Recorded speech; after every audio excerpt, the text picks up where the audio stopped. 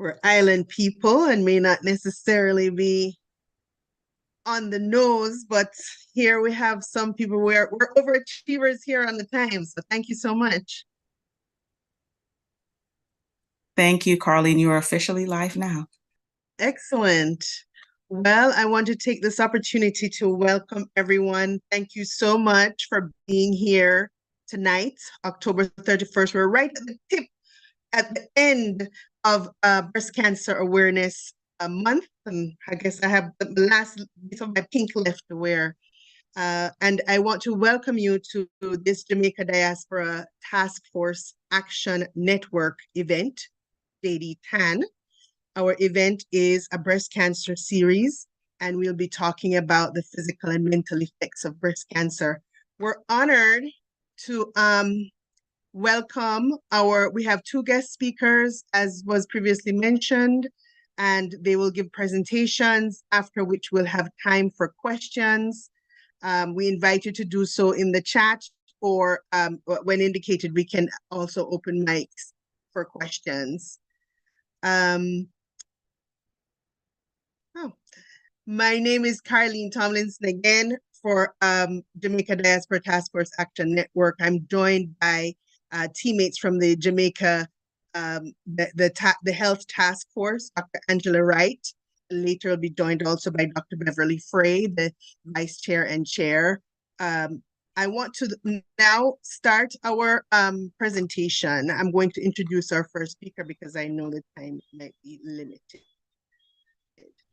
So again, I'd like to welcome with great, we're really pleased that Dr. Delia Guaqueta is able to join us tonight. She's a compassionate hematologist and oncologist at Memorial Healthcare System, and she serves as the medical director of the breast cancer research program there.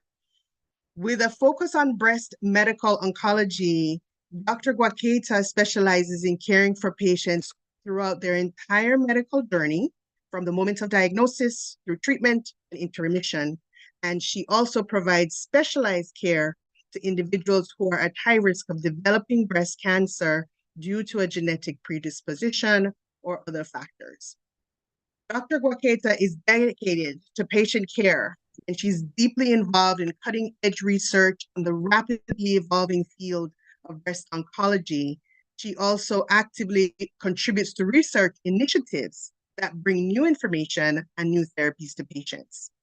In addition to her medical expertise, Dr. Guaqueta undertakes a personal fundraising initiative every year, participating in a marathon to raise funds for the American Cancer Society.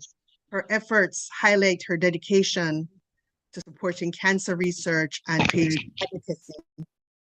She received her fellowship in oncology and hematology at Boston Medical Center.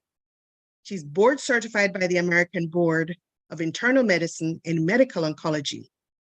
Her passion for each patient's well-being and her contributions to groundbreaking research make her a valuable asset in the ongoing fight against cancer, and a valuable asset indeed to us here tonight. Dr. Guaqueta, we are pleased to have you here, and I welcome you to share your knowledge, your expertise, and your heart with us. Thank you so much for that kind introduction. I am going to try to be as speedy and as clear in the message as possible. So I'm going to share now my screen so that you can see my presentation. And what I would like to do today is to actually talk to you about the basics of breast cancer. And of course, you are more than welcome to ask questions. I don't know if we're going to do questions at the end or as we move forward with the lecture. You guys let me know what you think is best. So I wanted to give you a broad overview of breast cancer because I think there is a lot of things to learn that unfortunately we do not talk about enough, and they're actually quite important but very basic. And having a clear understanding of the disease as well as how to better approach it and understanding what our own personal risk factors is a very powerful tool. So first I wanna, what's happening? Give me a second because it's not moving forward. There you go. All right, so why is breast cancer important? I don't have the actual SEER data for Jamaica, but in the US, breast cancer is considered the most common cancer diagnosed in women, and about 270,000 women are diagnosed with breast cancer every year. So this is why it is so important for us as women and for us in the cancer field to focus our efforts and try to be able to diagnose this early and my dog, and bring awareness as much as we can to the importance of going forward with your screening.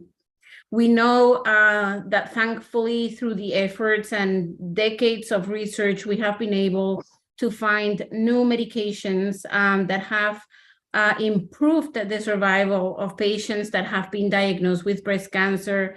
And we are curing now more patients in comparison to what we were able to do 30, 40 years ago. About 90% of our patients today diagnosed with breast cancer actually have a full life. And that is actually something very hopeful, and that brings us a lot of reward, because knowing that we can actually get them cured, and this is something that will no longer take them away from their family, is extremely important. But we're only able to do that with those patients that actually we are able to diagnose at the early stages. So what is cancer in general? Cancer actually is a disease that is caused by changes within the breast tissue cells. So when there is abnormal signaling within the cells, it's Halloween here, so my dog is gonna be very active. I hope that is not causing too much disruption. You let me know. So when there is abnormal signaling within the cells, those abnormal cells have the chance to actually proliferate and grow, and they can go from being just a cluster of cells, which is usually what we call breast cancer in situ, meaning the cancer only forms a cluster of cells as is not able to actually penetrate into the tissue. And this is the earliest stage of breast cancer that we can diagnose. This is called a stage 0 breast cancer, or in situ. And then when the cancer has more time to grow, is not diagnosed at this stage, but is allowed more time to grow, then it has the capacity to actually go deep into the tissue and then infiltrate into the blood vessels and lymphatics, as that's when we start having problems, because that's when the cancer either can travel throughout the body or can go into the lymphatic system to affect the axillary lymph nodes. So how do we best diagnose breast cancer today? It hasn't really changed that much over the past decades in regards to the type of test that we offer. We still do the mammogram, but what has changed significantly in the past decade is that we no longer do 2D mammograms, two-dimensional mammograms. These were the original mammograms that were done in the past and were all dependent on X-rays. Here in the US, even though there are still some institutions where you can find the two-dimensional mammograms, the majority of institutions, more so those that have large cancer centers, do mainly three-dimensional mammograms. So what they do mainly is they actually take the picture just like the regular X-ray, but different from the old-fashioned one. They take three-dimension pictures, and then these pictures are uploaded into a computer system that help us clean up the image. So this has allowed for much better detection in comparison to what we used to have in the past. So as you can see here, we can see the old-fashioned two-dimensional mammogram that we used to do over a decade ago. Actually, it's over 15 years that we have developed the new technology. And you can see how it is very easy to miss a mass because of the density of the breast here, of the breast tissue. This same breast was then imaged with the new technology, the three-dimensional mammogram, also called tomosynthesis, and you can see how the image is much clearer, and how now that mass that here was very difficult to notice is much clearer for the radiologist. So the advancement in technology and the fact that we are now able to do 3D mammograms, even though we have not advanced in the sense that we have not invented anything better than the mammogram, we have been able to improve the technology in the mammogram so that we are actually able to capture much easier those lesions that could be difficult to capture when the women have dense breasts. In conjunction with the mammogram, we know right now the indication for mammogram, or the recommendation, is that every woman that is 40 years or older goes for a yearly mammogram. There are differences in recommendations depending on the task forces of every country. In this country, actually, the task force was recommending that imaging started at age of 50, even though the American Cancer Society, the Society of Clinical Oncology, the American Society of Clinical Oncology has always recommended 40 years, and recently was when finally our task force matched the recommendation of the American Society of Clinical Oncology to start at age 40. If you look at the Canadian recommendation, the recommendations change of when to start the screening is different also there, and how often and when to stop. And it all depends on what each country thinks is more financially feasible for the population. Here in the States, we start at 40 years old. Now the task force has agreed finally with us, so now there's no reason for no woman to not go or undergo a screening mammogram, the first one at 40 years of age. And for those women that we know that have dense breast, we also recommend in conjunction an ultrasound. So the ultrasound is not to replace the mammogram, it's a different type of technology that we use to actually help us better characterize the abnormality that we see in the mammogram. Sometimes if the breast is very dense, as you saw before in the prior image, even with the 3D mammogram, the three-dimensional mammogram, it can be very difficult for the radiologist to have a clear measurement of the mass. And so the ultrasound not only can help us better look at the mass that we're concerned about, it can also find other abnormalities that maybe in the mammogram were difficult to find. And it is a better and easier way for us to later on use this technology to actually go through to get the biopsy. So ultrasound nowadays is recommended to be done in conjunction with mammogram for those women that have dense breast when we're talking about a screening, and it's the modality that we prefer to use when we are thinking about ordering a biopsy, because it's a very easy technique. We don't have to give radiation to the patient. We're using sound as sound waves as a mean to find the abnormality, and then placing a marker in the site where the abnormality is much easier through ultrasound. So this is another means of technology that we have to help us again screen our women that we consider have dense breast. If you don't have dense breast, then a mammogram should be more than enough. And again, you should start at a minimum of 40 years of age, your screening mammogram, and this should be done yearly. When to stop? It is still a constant conversation. If the woman, in our eyes, if the woman has a history of breast cancer, we don't really have a stop age.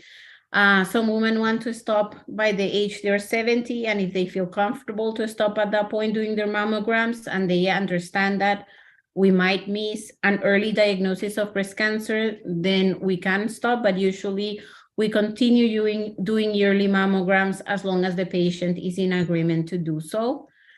In some cases, for women that have a very heavy history of breast cancer in their family, more so if their family members are young family members. For example, if mother had breast cancer and she was diagnosed at the age of 45, most likely we would recommend that their children start having their mammogram screening at the age of 35. So even though the task force, again, recommends age of 40, it is important that when you are discussing a screening, that you discuss with your doctor your family history so they know when is the appropriate time for you to start, because every woman can have a different risk in regards to the development of breast cancer.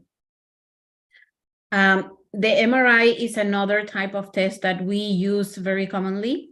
There is a lot of conversation in regards to the MRI, and a lot of women think that this can replace the mammogram and ultrasound. The truth is that the MRI is a very good test also for women with dense breast, or for women where we already found an abnormality in one of the breasts and we're concerned that there could be other abnormalities in the other breast. And if the breast is too dense, we want to make sure that we can evaluate with more detail. The MRI test is extremely detailed. It requires that we give you a dye so that we can better characterize the abnormality in the breast. Without the dye, the test is not really reliable. The main problem, of course, with MRI is the cost, and independent of that is that it's so sensitive in capturing any abnormality that sometimes it ends up capturing too much of benign and not benign abnormalities. So that is why we don't use it as a traditional screening test, because it can give us a lot of false positives, meaning a lot of false results showing abnormalities that might not be of concern. So it is better to use the mammogram because it is more reliable in capturing true abnormalities of concern versus the MRI. The MRI helps us to confirm and make sure that there's nothing else there that we need to be concerned about. But there are certain situations in which we use it to help us screen our patients. We really use it mainly in conjunction with mammogram and ultrasound for our patients that are considered very high risk for development of breast cancer, such as those patients that carry an abnormality, a genetic abnormality, like the BRCA gene or the PALB2 or CHEK2. Nowadays, we know about several different alterations, gene alterations that can increase your risk of breast cancer. And so depending on that, we can make recommendations on what would be the best screening technique for you and what would be the best combination.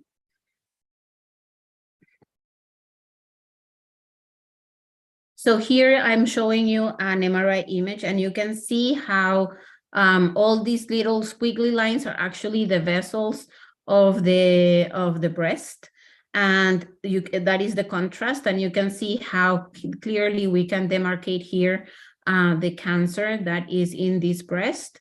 But just like it can demarcate this, there are other fluffy abnormalities here that can trigger concern, which are really benign findings. So again, we use it. It is very detailed. You can clearly see the whole anatomy characteristics of the breast, but is used in very specific circumstances.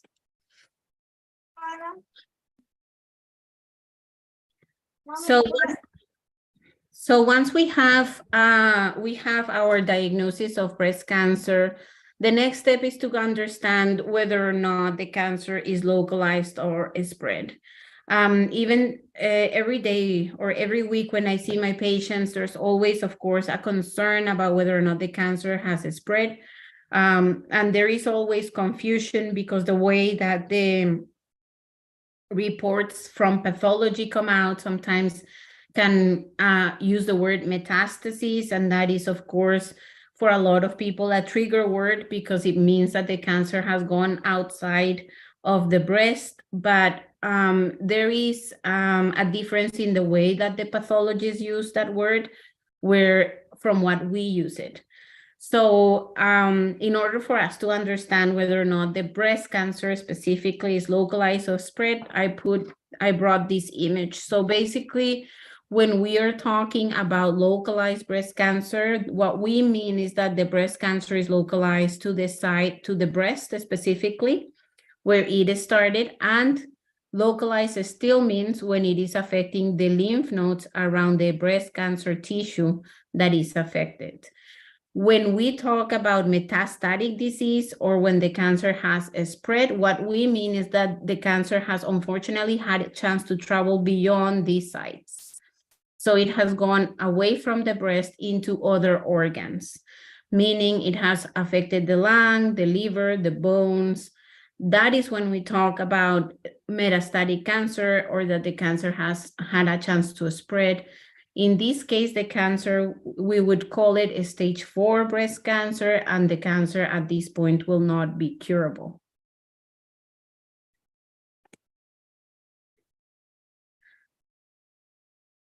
So we use different, something that is called TNN staging. And this, again, is to better help us understand what is the risk of the person in regards to this cancer coming back in the future.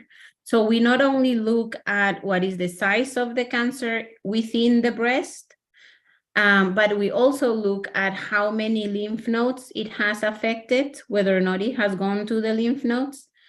And we look whether or not, of course, as I said before, it has had a chance to spread.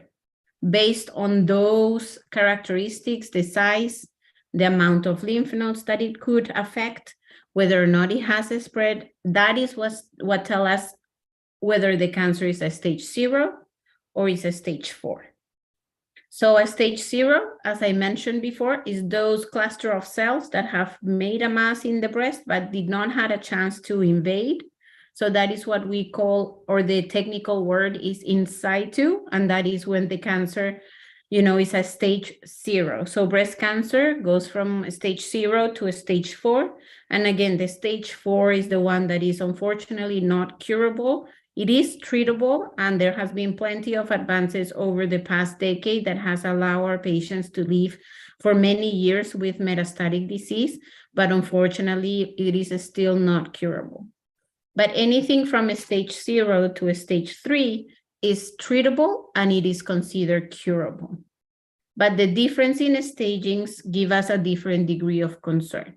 The closer you are to a stage 4, the higher our concern is going to be as oncologists, as treating physicians, that this cancer could come back in the future, and the closer monitoring and follow-up we are going to offer you, as well as most likely we're going to offer you more medications and treatments, if that were the case. So once we know how much disease there is within the breast and whether or not it has gone to the lymph nodes in the axilla or around the area, the next step is for us to make sure to confirm that the cancer has not spread. And there are different techniques that we can use to confirm that. One of those is called a CT scan. So this is a computerized tomography. So basically what that means is that we use a computer to generate images of your body, as you can see here in the image in the computer. And what we are trying to look for is to make sure that we don't see any abnormalities suggestive of the cancer that the cancer has had a chance to travel, again, to the bones, to the lungs, or to the liver, because that would mean that this is a stage 4 cancer. Other technique that is very popular and we use very often too is the PET scan. Sometimes for us it's better or it's easier to get a PET scan. There are different reasons why we either use the CT scan or the PET scan. There are breast cancers that actually we cannot see on the PET scan. They're not active enough. So as you can see here on the image, you can see that the mass here in the lung is bright yellow. That means that it has captured enough of the dye that we give the person, and it shows us that there is the cancer. There are breast cancers that do not capture the dye. So for those cancers, for example, a PET scan wouldn't be the best way to evaluate it. We would use the CAT scan, the computerized tomography that I showed you before, because that would be a much better way to image the cancer. So even though there is this thought process that the PET scan is superior to the CT scan, the reality is that both tests are very good in helping us determine whether or not the cancer has spread. And there are reasons why one test is used versus the other one in the majority of the times. When we are doing CT scans, we also want to make sure that we check your bones very clearly. This is something that sometimes when we do CT scans, the CT scan is not able to give us much detail on whether or not the cancer has had a chance to travel to the bones. And so there is another test that we use in conjunction to the CT scans that is called a bone scan. In this test, what we do is we give a specific marker or dye that will actually only go to the bone and will highlight any abnormality that the bones can have. And as you can see here in the images in the computer, you can clearly see these dark spots. Those dark spots are the ones that are showing me that unfortunately for this person, this cancer has had a chance to travel to the bone and is causing damage. So this is another way for us to better have an understanding of how much disease there is, and how much do I need to, how to better tailor the treatment for this patient when I'm making decisions about their treatment. So in general, a lot of my patients generally are concerned about after the biopsy, after we take a sample of tissue, they always ask me how come it takes so long for us to have answers in regards to the results. And the reason is because there is not one type of breast cancer. We actually have different types of breast cancer, and each type of breast cancer is treated differently. So breast cancer is not just one disease. So that is very important to understand. And that's why when we are talking among each other and comparing cancer journeys, some stories can be very different from others because every type of breast cancer behaves in a different manner and is treated in a different way. The way that we do the initial diagnosis is, of course, by doing a biopsy. And a biopsy is mainly just taking a sample of that tumor or nodule or mass that we found in the mammogram or that was found on physical exam. We take that sample, and then that sample, what we do with it is that we slice it in very thin slices. And then those slices are processed and they're stained. We put different types of chemicals in each of those thin slices of that biopsy or that sample of the tissue. And those stains help us know what type of breast cancer the person has, or what type of lung cancer, if we were to be talking about lung cancer or other types of cancer, is very similar. So as you can see here on the right side of the computer, you can see that there are different colors here, and each of these colors that we're using here are the stains that we use to help us identify, confirm, first of all, that the mass is actually, that the mass that you have in the breast or was found in the breast is actually a mass that belongs to the breast, because sometimes we can find other types of tumor that are not breast cancer, but unfortunately are growing in the breast. So we need first to confirm, is this nodule or mass actually coming from the breast tissue? Is it made of breast cells, or is it made of another type of tissue? And then other stains that we do are actually to help us determine what subtype of breast cancer there is. If this is breast cancer, or maybe this is not cancer, this is a benign change. So what is this benign change? So in order for us to be able to confirm all of that, is this good? Is this bad? Is this cancer or not cancer? Is this actually originating in the breast, or is this something that is coming from another part of my body and now I'm finding it in the breast? We have to do all these stains, and they take about 3 to 5 days for the stain to be completely show us whether or not this is truly positive or negative, and will help us determine where it's coming from. So it takes a while for all of these for the tissue to be processed. And that's why we don't get an answer until it's at least 3-5 days after the biopsy is done. And sometimes even after 5 days, we have to order more tests to confirm the type of cancer that we're dealing with. So this is the reason why we cannot give you an immediate answer. It has to be processed, it has to be stained. We have to wait until the tissue takes out all that the stain fully, so we know whether or not we can read it properly and we don't make mistakes.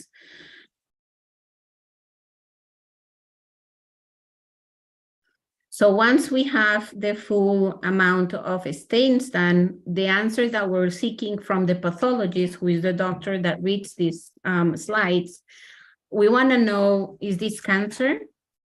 Did it come from the breast? And if it's breast cancer, what type of breast cancer it is? So there are different types of breast cancer.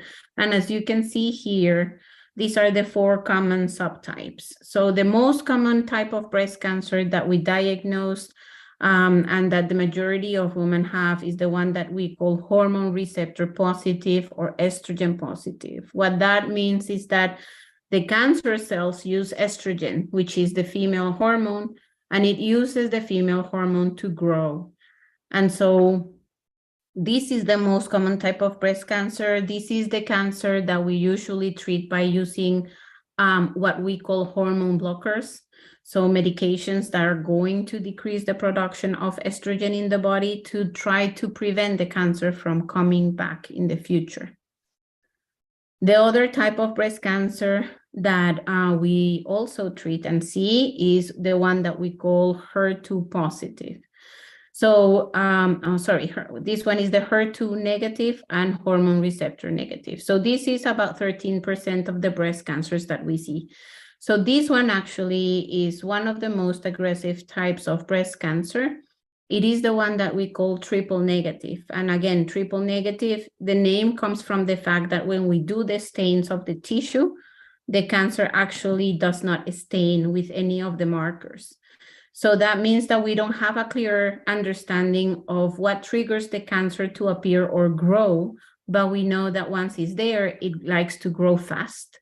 It is one of those cancers that is very sensitive to chemotherapy. So thankfully, we can treat it once we diagnose it, but it is the one that is considered one of the most aggressive ones. So once it's diagnosed, we want to make sure that the person is seen fast and that is started on treatment as soon as possible.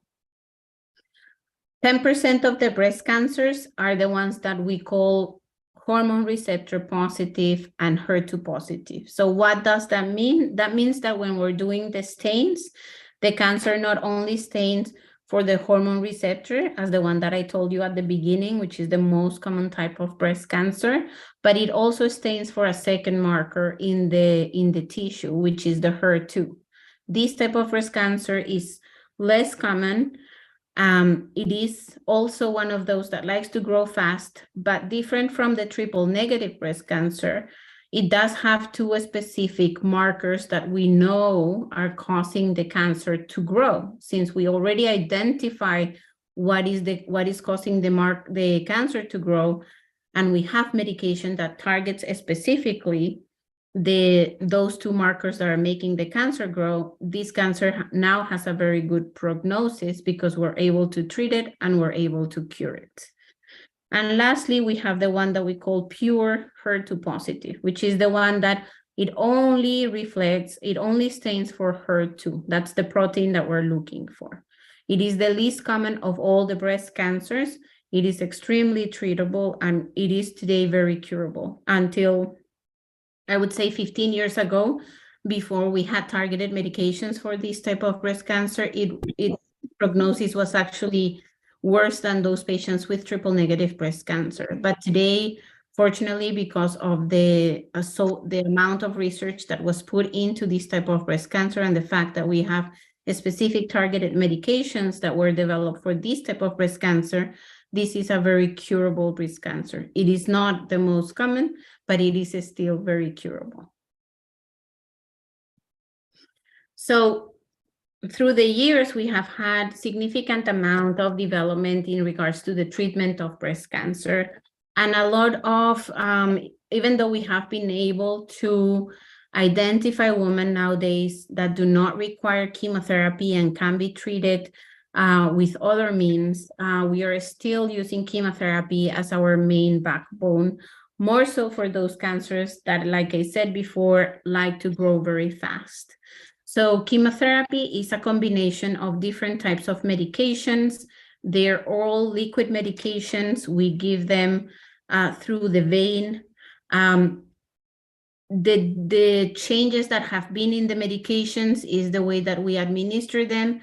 And again, nowadays we have different ways of identifying what cancers are actually sensitive to chemotherapy. And so for those cancers that actually we know the patient is going to benefit from chemotherapy, we do give chemo, but we're able to avoid chemotherapy in a big proportion of patients today. In the past, the majority of patients, if they had a large tumor, if the tumor had gone to the lymph nodes, we would give them chemotherapy. Now we do further testing and we have a better understanding of who really needs it and who doesn't. So like 70% of our patients, more so with estrogen positive breast cancer, do not receive chemotherapy anymore. Unfortunately, for our patients with triple negative breast cancer, our patients with HER2 positive breast cancer, for those patients, we still have to use chemotherapy. But for the majority of our patients, which are those that have the estrogen positive type of tumor or cancer, the one that have the estrogen dependent breast cancer, for those women, the majority of them nowadays, we can spare them chemotherapy. We know the biggest side effects of chemotherapy, hair loss is one of those. Nowadays, we use something that is called cooling caps. So in the majority of large cancer centers, I would say here in the US, we have something that is called a cooling cap. So it looks like a swimming cap, and it is connected to a machine. And what it does is cool your scalp. And in that way, it prevents hair loss. It is not 100% effective, so you will still have some hair loss.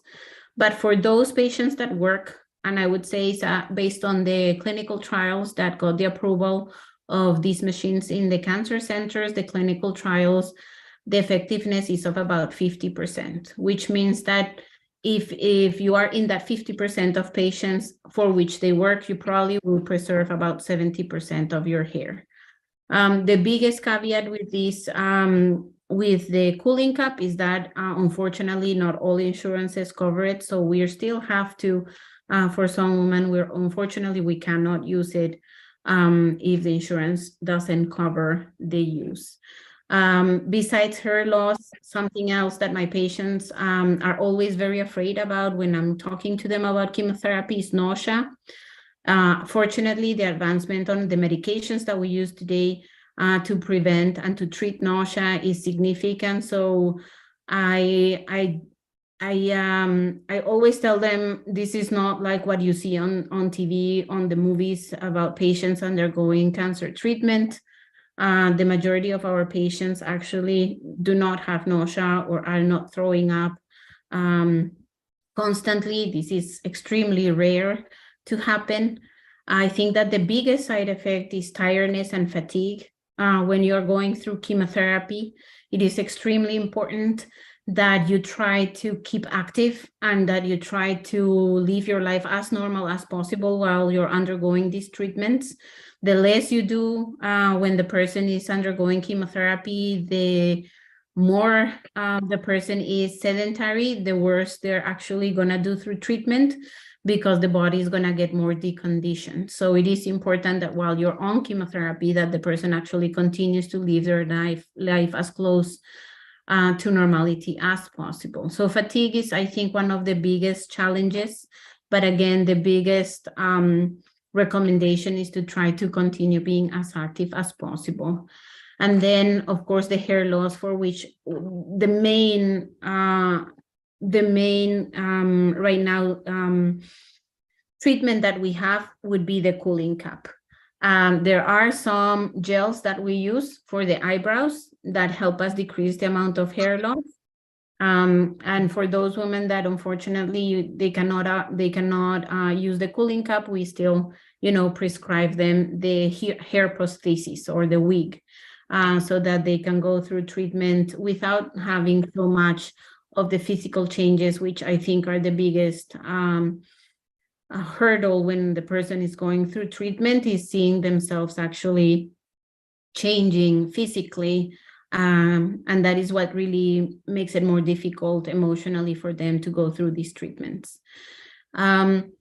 Yes, some patients do get constipation, diarrhea, so there are other symptoms, but for the majority, I would say, of the treatments for breast cancer treatments, chemotherapy, the majority of the patients, I think the biggest psychological change is the fact that they're physically changing.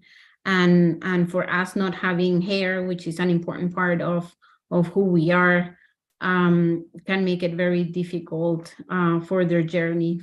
Thankfully, once chemotherapy stops, the hair starts growing. So the person starts feeling like, they're starting to become themselves again. But through treatment, this can be one of the biggest psychological hurdles. When we're talking about endocrine therapy, this is the treatment that we give for patients that have the estrogen positive breast cancer. So this is when we are actually using hormone blockers to decrease the estrogen levels. The medications do not put a person in menopause. They decrease the level of estrogen. So of course the woman can have all the symptoms related to menopause. So the hot flashes, the biggest, I think, concern for my patients is the weight gain, but the weight gain is really relative to how active or how sedentary the person is. All women that go through menopause will gain weight. There have been studies that have looked at how much weight a woman gains after they go through menopause, and usually it is around 15 to 20 pounds. And that is just because our metabolism changes once we are going through menopause. So when we start perimenopause and we start going through menopause, that's when our metabolism starts changing. And so it is very important that when you are on these medications, you start, you increase your exercise and that you are very conscientious about your diet. The hot flashes, even though there is now one medication that was recently FDA approved for hot flashes, and I'm recently starting to try it. It doesn't seem to have a lot of side effects. It's very well tolerated. There are other things that women have tried that are over-the-counter medications that are free of estrogen. And for some women, those are more than enough and work very well. And then we can also rely on the old-fashioned medications that we used to use for hot flashes, which are mainly actually antidepressants, but they work very well to help us with the mood swings and the hot flashes when we're giving these medications. Then we have the targeted therapies and immunotherapy, but these medications, the targeted therapy, as I said before, these are medications that are not chemotherapy, but they're also given IV. They're mainly for patients with the HER2 positive breast cancer. They do not cause the symptoms that that the chemotherapy would cause, but we do have to monitor the patients very closely for their heart function to make sure that the medications are not causing any significant issues. And immunotherapy is a new medication now available, but it's mainly used for patients with stage 4 breast cancer. I don't know how we're doing on time. Well, there's another speaker, so I don't know how much more you have. We will wait. We will defer the questions until after the second speaker. Okay.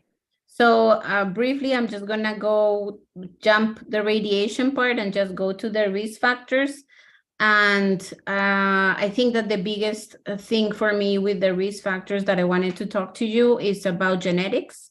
So even though nowadays the majority of our patients, unfortunately, do not have an underlying genetic predisposition, There is 5% of our patients that do have underlying changes in their DNA that increase the risk of breast cancer. Until a few years back, the only gene that we used to hear about is the BRCA gene. Nowadays, there are multiple genes that can increase your risk of breast cancer, and that same gene can be associated with increasing the risk of other cancers.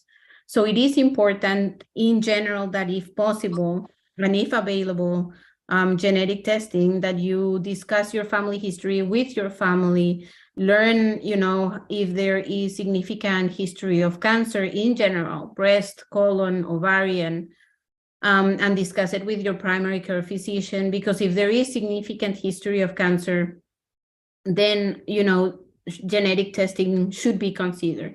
It should not only be if there's breast cancer history. If there is history of cancer in general within your family members, that should be evaluated by your primary care physician or your gynecologist, and if available, genetic testing should be considered. And it is important to know that breast cancer also happens in male patients. It's not something that is only for women. We are seeing more and more breast cancer in men. Some of them, it is because they do carry this abnormality in their genes. The BRCA is the main one that causes male breast cancer, but also it has been related to obesity, as well as smoking history and alcohol use. So if we have any males or men in our audience, don't neglect your breasts. And if you see a lump, please make sure to review it with your primary care physician. And that's all. Okay, thank you so much, Dr. Guaqueta. Is it possible for us to have your presentation so we can share? We can't hear you. I think you're muted. I'll email it. Yes, please. Thank you so much. Don't go away, because I'm sure there will be questions for you. That was quite interesting. Our next speaker is, first of all, good evening, everyone. My name is Dr. Beverly Frey, and I'm the chair of the Health Task Force. I'm sorry that I was late, but I teach on Tuesday evenings, and so I have multiple priorities. So thanks to my team for getting everything started. Our next speaker is Dr. Odette Hamilton. Dr. Odette Hamilton is a highly accomplished healthcare professional possessing a doctorate in nursing practice, a DNP, and a Master of Science in Nursing Education, MSN-ED.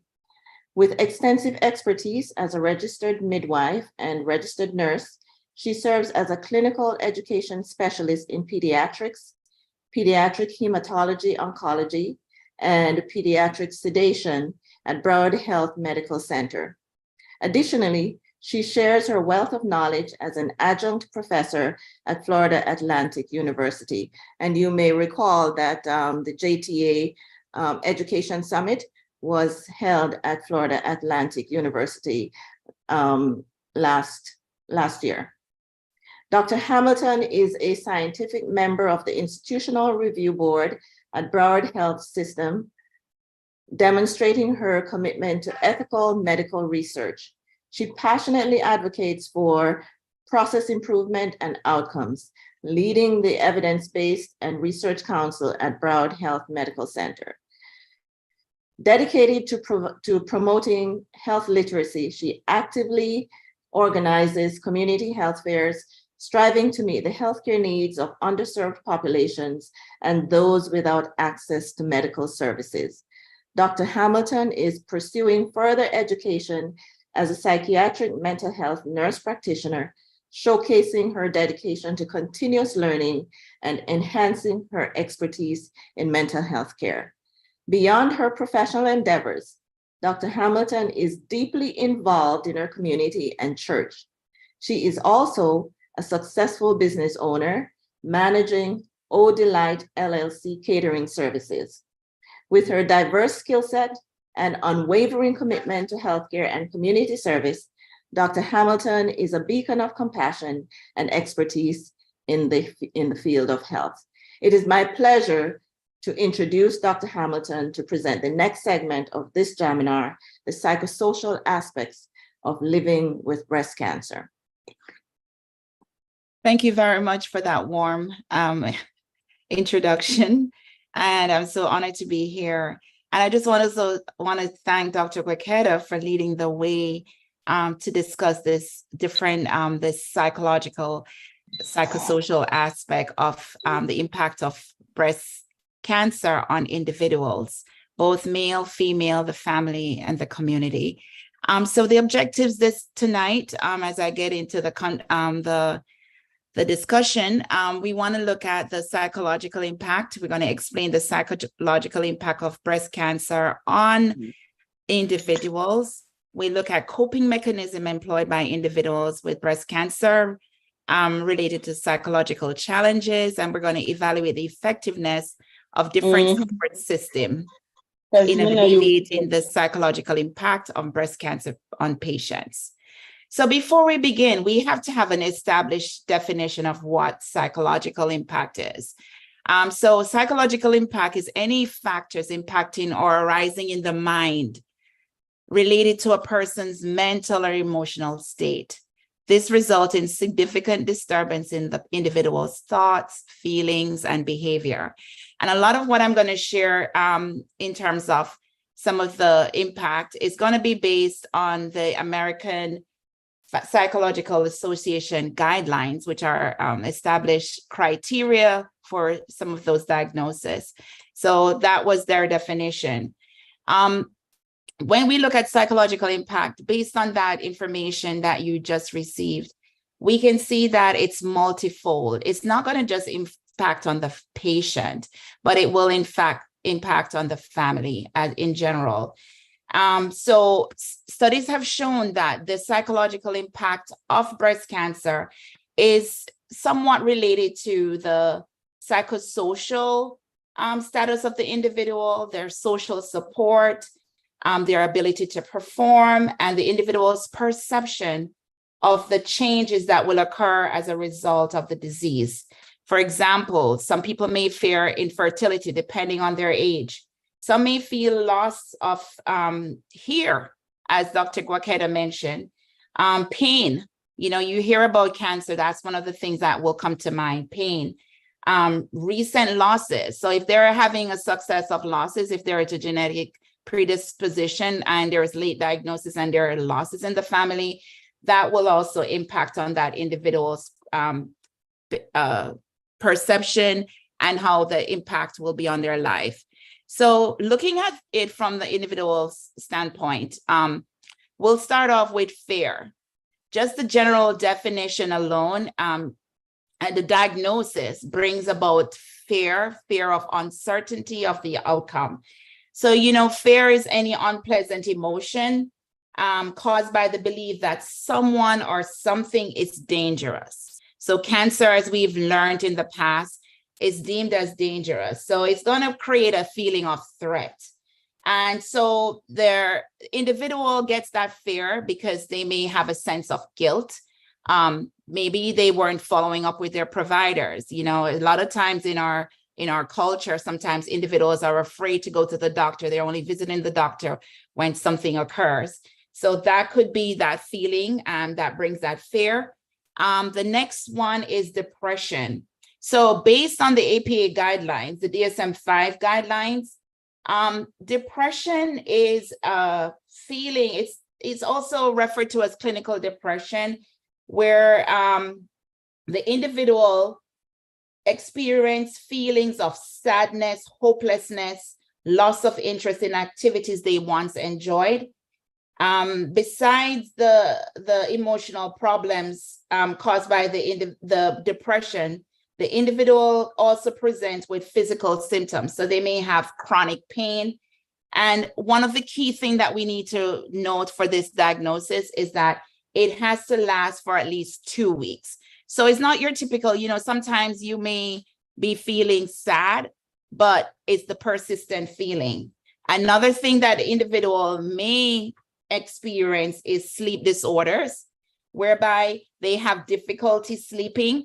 And it's typical. Sometimes we will go through that period where we have problem sleeping, but for an individual to have a sleep disorder, as is its term, or is referred to as insomnia, it has to occur at least 3 times for the week. In other words, the individual has trouble falling asleep, lying awake for several times, waking up several times at night. They may have feelings of irritability in the morning, feeling of fatigue, difficulty focusing. So those are some of the sleep disorders that could psychologically impact on the individual. The other thing that we want to talk about is suicidal ideations. So this is generally typically after depression, if it's not managed and treated, the individual will have a sense of hopelessness, feeling of helplessness, and then they may start contemplating suicide. In other words, ending their own life, getting over with. They may feel like they're being a burden to their family, so they may start having suicidal ideation. If this is not addressed, it could lead to the actual act of suicide. So those are some of the psychological impact. So when we talk about this, the impact on the family on a whole consists of individuals. So the same challenges that the individual will have may impact on family members. But then when we look at the family as a whole, they may go through the grieving process. And that is initially, they may have a feeling of denial. They may go through anger, bargaining, depression, and acceptance. And this will impact the mental health. So you may have individuals like kids who may start having a change in their behavior. They may feel not loved. They may start acting out. So those are some of the signs and symptoms that it may have on the family. It may change the family dynamic. So one, you may have a single parent or a mother or a father, and now the role, they are affected by the disorder. They cannot earn income. So it's changing the whole dynamics of the family. It causes stressors. So then you may have separation, individuals not able to cope. That may result in a change in the dynamics of the family. It could create chronic illnesses whereby family members may struggle with feeling of helplessness. Again, the same symptoms of the depression, and it may displace families. We have seen where, say, mom is ill, now this child is being taken from the home and placed with other relatives. It creates that confusion for the family members because the dynamics have changed. And you may have individuals who go through post-traumatic stress disorder because, again, of the changes that are occurring in the family. So how can individuals cope? One, highly suggested is social group and spiritual practices. Studies have shown that when you do have a friend, that song, A Friend to Lean On, that helps you in coping with the challenges that that exist. So I know it's sometimes difficult, for example, individuals from the Caribbean to even speak about some of those issues that are occurring in their life, but it's important to formulate social group. I'm not sure how much social groups are available in Jamaica right now, but the challenge is, the Teachers Association could formulate a social group where individuals who are impacted, not only, but their families as well, could meet and speak through this. Finding support from a pastor, positive thinking. As Dr. Gwakeda mentioned, people are surviving, early detection, so positive thinking, making celebration for small accomplishments. Okay, I completed 1 round of chemotherapy. I didn't experience any nausea. This is an opportunity to celebrate. Information seeking. There are a lot of resources that are available online. I mean, right now we have a forum where we're sharing this information. Going online, Googling reliable sources, going to associations whereby you can get information on the condition. You know, how do I deal with, okay, I have a stage 4. What are my treatment options? Seeking that information is one way of coping. And again, sharing. There are a lot of site support groups that are available on site that people can tap into and share information. One thing that we tend to do as Caribbean people, and we are always rushing, is mindfulness and relaxation. It's important for us to pause, do exercises, take walks, do reflection. You're having an emotional moment, taking the time to reflect, okay, why am I feeling like this today? What are the circumstances? What can I change? That is mindfulness. Another thing that I've found that is helpful, some of the patients that I've treated, they have done expressive writing, which is their journaling, putting that thought on paper and then taking the time to reflect on what you just wrote. You know, I knew one patient, she was having a difficult time coping, and then she started journaling, and she knew her outcome was not very positive. But then she decided, okay, I'm going to take the time out to journal to my daughter. Her daughter was like 6 at the time of her diagnosis, and she knew she would not have lived to see her child. So she started writing. And then in writing, she just had this sense of peace because she was leaving something on, you know, something else to share. I had one patient who survived lung cancer, and she wrote a book. She, you know, just having that expression. Art and music therapy is another way of coping. We are a culture that are into our beats, but do we take the time to listen and enjoy? You know, going to art. There is this thing that we have here in the US, and I think one of my friends recently opened a sip and paint. You know, they have those available. They're available in Jamaica, because I know she opened one in, and I don't know if I should say this, but in Portmore, where you go, you take a glass of wine or drink, and you just enjoy the moment. Be creative. It doesn't have to be perfect, but put that expression, that fear on paper. Physical activity is one way of increasing our thoughts. And another thing too is cognitive behavioral therapy. This is geared at changing our mindsets, our thoughts. Sometimes it's just talking. And when you go to a licensed professional, you have that ability to say what is really on your mind that you could not possibly share with a friend. Because you know what? That individual has to keep that secret unless you're planning on killing yourself or killing someone else. So that is one way of releasing, setting realistic goals on a day-by-day basis. Okay, yes, I have some challenges. What am I going to do? And another thing that helps, and this is something that I encourage, is humor. Humor helps with setting the tone, right, of any situation. So, you know, in concluding, and I know we are running out of time, so I'm going to conclude by saying breast cancer can profoundly affect patients and their family, and the diagnosis also induced a lot of fears and a lot of uncertainty about the future. You know, I've seen patients, you know, each time they may be in remission, but coming back for that diagnostic test, that follow-up, brings that uncertainty. But one thing we can know, we can employ mechanism to navigate this uncertainty by using those coping mechanism that we just shared. And also having a support system in place can be effective in managing our breast cancer diagnosis and supporting those that are affected by the disease. Thank you. Thank you so much, Dr. Hamilton. That was amazing.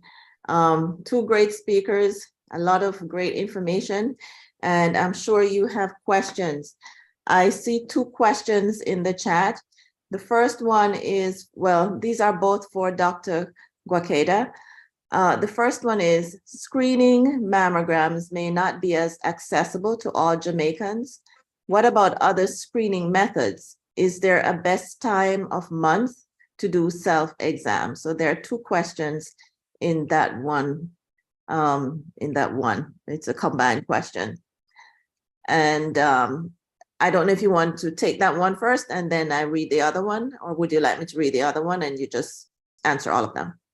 Well, you can go ahead and read the other one. The other one is thermography, a less expensive tool that islands might use if mammograms are too expensive. Is thermography reliable? So unfortunately, there is not we don't have a less expensive tool. The cheapest tool that we have available for the detection of breast cancer right now continues to be the mammogram. Again, the technology that we use today is the 3-dimensional mammogram. The one that is a little cheaper would be the 2-dimensional one, but that would be outdated, and so it might not be as reliable. So I don't know if there are any specific programs from the government or funding that can be used to help get everybody a mammogram, but that would be the best way to get your screening. For the mammogram, there are no specific timeframes for you to get a mammogram in regards to in relation to your period. The best time to examine your breast, usually I tell my patients, don't really obsess on examining them, but at least try to do it once a month, and do know your breast in regards to how they feel before you have your period and after your period, because the breasts do change, how dense they feel. If you have lumpy breast, you can feel a little bit more the lumps when the period is coming, and then those lumps might subside. But if you notice that you have a lump that is not disappearing, that is there, do not neglect it. Please go and get examined. Even if you're younger than 40, it is extremely important that you know that young women can have breast cancer. And if you do feel a lump, it's not going away. I know for some of us, when our period comes, we can get the feeling that we have a new lump. But if the period passes and it's not going away, please, please, please make sure that you get that examined. Do not neglect it. Thermography is a new technique that we're trying to evaluate to see whether or not it can be a better way to evaluate the breast. The problem is that it depends on how much heat the mass emits. So if it is a mass that is extremely small and it is not emitting enough energy, we can miss it. So that is why, unfortunately, even though it is still a technique that is being evaluated, as we're also evaluating contrast-enhanced mammograms to see if that can replace the MRIs to make it cheaper, it is still something that we're evaluating, because our biggest concern is, what about the smaller tumors that might not be emitting enough heat? So we might capture big things, but we want to capture the smallest part, because the smaller it is, the higher our percentage of cure, and also the highest our chance that we don't have to give you chemotherapy or be too aggressive on the treatment.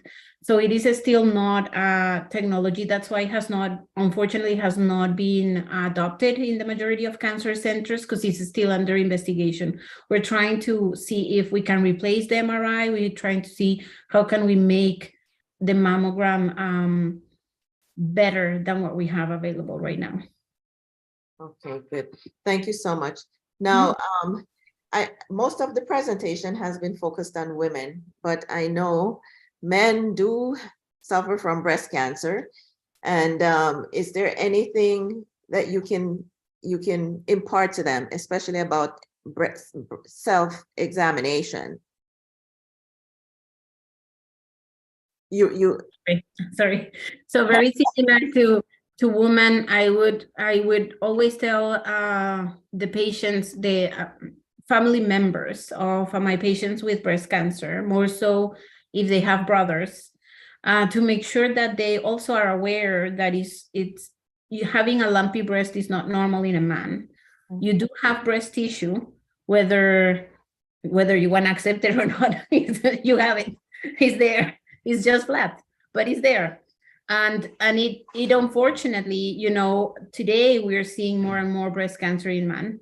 There was a time when we mainly related breast cancer in man to having an underlying genetic predisposition. So if there was a history of BRCA gene in the family, then we would be concerned about the man having a risk for breast cancer.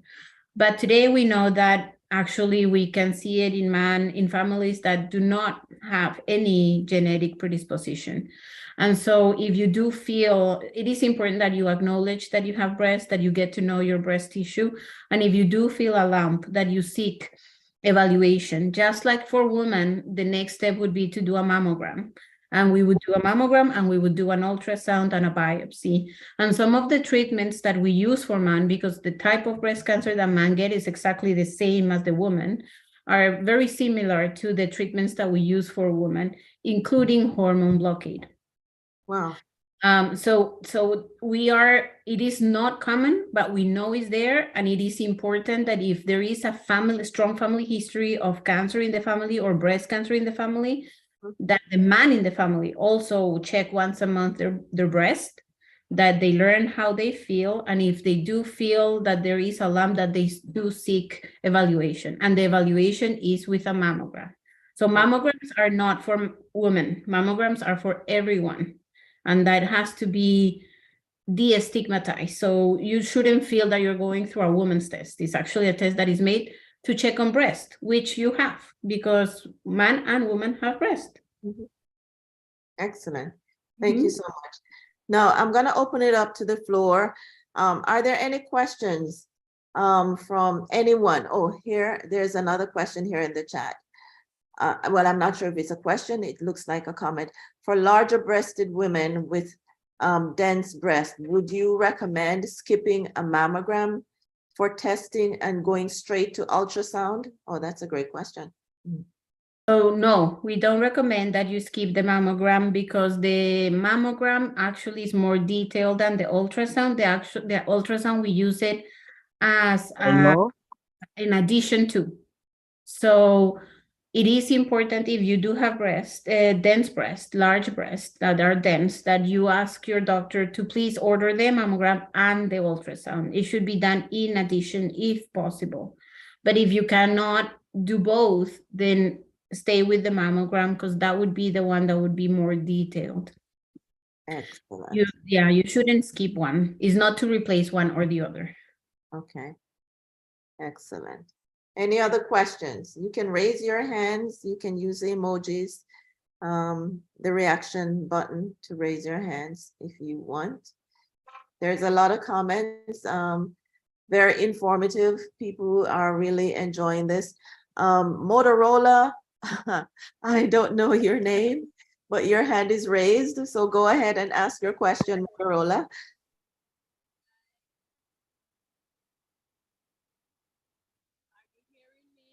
No, we can't. We can hardly hear you. We can't hear you. Can you speak up? Are you hearing me now? Barely, barely. Are you able to write your question in the chat? Okay, will do. Okay. So anyone else? Let me scroll across the screen and see if there's any other question while we wait for Miss Motorola. No other questions so far. But this was pretty informative. I myself learned some things. Yes. Yes. Okay, she said, here's a question. What is the cost to do a mammogram? Wow. Well, we're here in the United States, and I don't know if she's in Jamaica, but the cost of a mammogram in the US, So it could vary based on what your copayment is for insurance. Yes. If you don't have insurance, it can vary in between $50 to $300, depending on what institution you go. At Memorial, where I work, we usually run a promotion in October, so that the mammograms, I think they are in between $50 to $100 for those insured or uninsured, because sometimes even with insurance, they can still be more costly than out of pocket. We do that promotion running through the month of October to help patients get their yearly mammogram. And just to add to, in the Broward Health System, we do have a bus that does free mammogram for the indigent and those that are underinsured. I know I see someone put in the book that it's between 8,000 to 10,000 Jamaican dollars to have a mammogram done. So again, these are things that we possibly could lobby for, because again, as Dr. Guaqueta shared, having that technology for early detection is something that we should be promoting, not only in the month of October, but all year round, and getting those access. So that is something that we possibly could look to our local government to put that on the forum when we have those campaign meetings. We should put that forward. And someone wrote that the ultrasound runs from 35,000 Jamaican dollars upwards. And there seems to be a program that they have. Yes, okay. Motorola says we have a program in Jamaica where we carry what is this? I can't see. Yearly to have it done. Yes, okay. So there is this, you would have to talk to your local hospitals to try to figure out what programs they have already running. But everybody should, again, try to access the mammogram once a year, once you hit the age of 40. But if you are younger, and again, you know an abnormality, or if you're a man, please do not shy away. Right. These are important tests. Okay. Okay. Question for Dr. Hamilton. How would and how soon do you suggest to break the news to family and children if you're diagnosed with breast cancer? Okay, that's an interesting question. So it depends on, so the earlier you can have that conversation, the better it is. But then you have to see where psychologically your family members are and try to find ways. So for example, for kids, there are unique ways of breaking that diagnosis. Sometimes it could be book. There are literatures that you could introduce, say, gradually, or show a video on breast cancer. And then once they start conceptualizing. So it depends on the emotional state of the individual. But I think having that discussion is important at some point, not when you're at the end of treatment or they're seeing you go through processes. But okay, if for kids, start introducing it through books, watching movies, and then just having that discussion to say, just like you would do for pregnancy, this is something that is not going away. This is something that's going to be lifetime. So you should start having that discussion as early as possible. But again, it depends on the dynamics with the family. But I truly believe that is not something that you should be ashamed of or afraid to talk about. It also, you can use your life story to change the family in general, because a lot of times too, and I'm just going off, there are times when it's genetic, and because your grandma died and you're not sure of what she died about because no one spoke about it. But you can change that dynamics by having that conversation. Again, start slowly looking at the dynamics in the family, just breaking out. I mean, it's nothing to be ashamed of, but having that, and again, there are plenty of YouTube's videos that are available to utilize to start that conversation. I hope that answered the question. I think so. I hope so. Okay, thank you so much. There are other questions here. After the chemo has stopped, how long does it stay in one's system? So the chemotherapy itself leaves your body the same day. What it stays is the aftermath of their effect. And that's why you feel, once we give you the treatment, you don't feel the side effects of the effect of the chemotherapy until 2 or 3 days later. It's not that the chemo is there in your body. The chemo left the same day that you got it, but the aftermath of what is happening, the changes in your body that the medications are causing. That's what you're feeling after. And then it takes a little bit to your body to recover. So that's why it can be 4 or 5 days that you're feeling a little bit low of energy, and you might feel, you know, maybe the cramping pains. Some of my patients get constipation and they feel it early when after chemotherapy, but that is not chemo in your body. That is the aftermath. Then your body regulates itself. It starts healing, because we are, you know, we're amazing. Human beings are amazing. So we heal, our body itself heals itself. And then, you know, unfortunately, we're ready for the next treatment. And so we start all over again. But chemotherapy, it doesn't really stay with you. Mhm, mhm.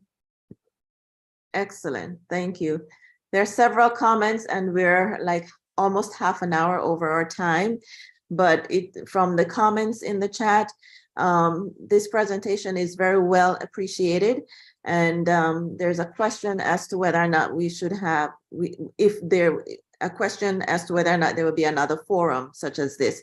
And I would answer that by saying, if you would like us to address a certain topic, please let us know. So we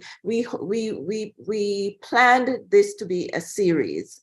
So what else would you like to know? Tell us, and we will try to get those speakers and plan the sessions accordingly. But I'd just like to read some of the comments here so you guys can see what I'm seeing. You can hear what I'm seeing here. Enlightening presentations, whopper question and answer session. I am so appreciative of this opportunity to be informed. Someone says the Jamaica Cancer Society may be able to, may be able to, let me see. Provide resources, support. Okay, it just switched on me. And another comment, sometimes the patient goes through a period where they want to be alone. Once comfortable, they will eventually speak on it. That is so Yeah, true. that's true. Yeah, the grieving process. Yes, yes. Weak and weary after chemo is expected. Thank you, ladies. Nutrition, yes. Motorola says nutrition. We didn't really talk about nutrition, but that's maybe you can give a few insights on nutrition. I'm not sure if you want to take the last 7 minutes and do so. So nutrition is extremely important through chemotherapy. We are not, when the person is undergoing treatment, we are not interested in you following a specific diet more than being careful with what you eat. So what that means is make sure that if you're eating vegetables, that you clean them up very well. Make sure that you choose healthy proteins. Make sure that you learn through chemotherapy what tastes good, what doesn't taste good, because your taste palette is going to change. So it is important that you kind of experiment through chemotherapy on what foods do you like and what don't you like. There is this big concern about, you know, weight loss through chemo, and the truth of the matter is the majority of my patients gain weight. It is only, unfortunately, those patients that are reaching a certain point in their disease, that they have more advanced disease, that actually start losing weight. But the majority of patients that are being treated for cure actually don't lose weight. So having a healthy, very balanced nutrition is most important. And through chemotherapy, experimenting a lot with different foods to try to find the ones that you actually like and that actually taste good to you. And then, of course, once treatment is over and we're going back to normal life, then is when we're going to start working on healthy, well-balanced, avoid fried food, red meats, things like that. But through chemo, we just want to make sure that you keep up a good nutrition and very good hydration, because you get dehydrated much easier through chemotherapy. And that can help to make you feel weak and tired. In fact, thank you so much, Doctor. I think nutrition is probably one of the topics that we should discuss next in the series. And I think someone mentioned menopause. I'm not sure what the focus is with menopause. I don't know if it's menopause and cancer or just what. I wish they would expound a little bit on that, but that's interesting. And a comment here from someone in the Ministry of Health. It says, we, the Ministry of Health in Jamaica, just lost one of our chief executive officers to breast cancer. Oh my God, I'm so sorry to hear that. Our deepest condolences. Likewise, we are losing our teachers. Yes, many teachers have come down with breast cancer in Jamaica. And, you know, it sounds like there's a study there to be done as to what are some of those variables that could be contributing to this. So mental health is another topic that they're suggesting we look at. So yes, we have enough information and we have enough topics to continue this series on breast cancer and cancer in general. So I think people are probably, I don't see any more questions except for thank yous. And so at this point, I'd like to express deepest appreciation to Dr. Gwaketa and Dr. Hamilton for coming here and sharing their knowledge, you know, of breast cancer in this forum. It was a request by the Jamaica Teachers Association, and we reached out and you guys decided, yes, you can do this. And this was amazing. Thank you so much. We humbly accept your gesture and your gift of knowledge. So, and if you know anybody else who can help us with the other topics, please feel free to recommend, and we will reach out to them. So thank you so much. I can't tell you how much we appreciate this. And from the comments, the audience really appreciated it too. So thank you, everyone. Have a great night.